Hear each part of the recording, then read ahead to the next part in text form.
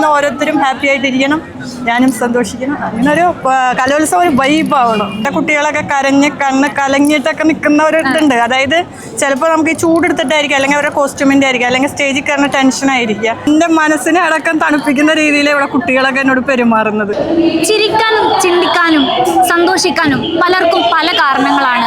കലോത്സവ വേദിയിലെത്തിയപ്പോൾ വ്യത്യസ്ത തരത്തിലുള്ള ചിരികളാണ് നമ്മൾ കണ്ടത്. എന്നാൽ മറ്റുള്ളവരെ ചിരിപ്പിക്കാൻ വേണ്ടി സ്വയം ഇറങ്ങി വന്ന ഒരു ചേച്ചിയെ ഞാൻ കാണാനിടയായി. നമുക്ക് ചേച്ചിയെ പരിചയപ്പെടാം. എന്താണ് പേര്? മായാദേവി. ഗുരുവായൂർ, തൃശ്ശൂരിൽ നിന്നാണ് വരുന്നത് അല്ലേ? ഓക്കെ, ഇങ്ങനെ ഒരു വ്യത്യസ്ത കോസ്റ്റ്യൂമിലാണ് നമ്മളിപ്പോൾ കാണുന്നത്. ഇതിന് പുറത്തെ ചിന്ത എന്തായിരുന്നു? ഇവിടെ മത്സരത്തിനായിട്ട് വന്ന കുട്ടികളും അവരുടെ ഒപ്പം വന്ന രക്ഷിതാക്കളും സംഘാടകരും എല്ലാം ഒരു ഉത്സവമാണെങ്കിൽ പോലും ചെറിയൊരു ടെൻഷൻ ഉണ്ട് മിക്കവരുടെ മുഖത്ത്. എന്നാൽ അവർക്കൊരു പുഞ്ചിരി മുഖത്ത് കൊണ്ടുവരാനാണ് ഞാനിങ്ങനെ ഒരു വേഷം കിട്ടിയത്. അപ്പം എന്നെ കാണുമ്പോൾ എല്ലാവരും ഒന്ന് ചിരിച്ചുകൊണ്ടൊക്കെ പോകുന്നുണ്ട്. ഒരു നിമിഷമെങ്കിലും അവർ ചിരിപ്പിക്കാൻ എന്നെ കൊണ്ട് കഴിയുന്നുണ്ടെങ്കിൽ അതിൽ ഞാനും വളരെയധികം സന്തോഷിക്കുന്നു.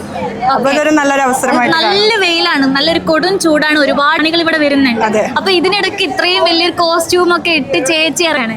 അപ്പൊ ചേച്ചിക്ക് ഇതിനകത്ത് നിൽക്കുമ്പോൾ ചൂട് എങ്ങനെയൊക്കെയാണ്? ചൂടായിട്ട് എനിക്ക് തോന്നുന്നില്ല. കാരണം എന്താണെന്ന് വെച്ചാൽ എൻ്റെ മനസ്സിനെ അടക്കം തണുപ്പിക്കുന്ന രീതിയിൽ ഇവിടെ കുട്ടികളൊക്കെ എന്നോട് പെരുമാറുന്നത്. അപ്പോൾ പിന്നെ എനിക്ക് ചൂട് ഒരു പ്രശ്നമല്ല. രാവിലെ വന്നിട്ടുണ്ടായിരുന്നു? ഞാൻ രാവിലെ വന്നിട്ടുണ്ട്. ഓക്കെ, പിന്നെ വീട്ടിൽ ആരൊക്കെയുണ്ട്? ഞാനും എൻ്റെ മകളുണ്ട്. മകൾ +1 ആണ് പഠിക്കണത്.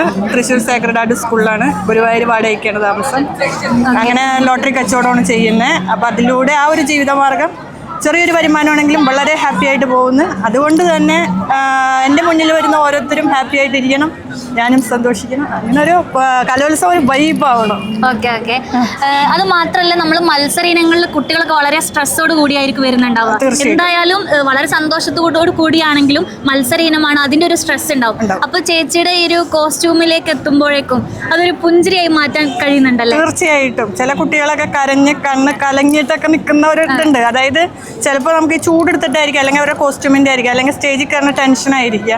പക്ഷെ എന്നെ കാണുമ്പോൾ എല്ലാവരും ഒന്ന് ഹായൊക്കെ കൊടുത്ത് ഒന്ന് ചിരിക്കുമ്പോൾ അവർക്കും ഒരു ആശ്വാസം, എനിക്കും ഒരു സന്തോഷം.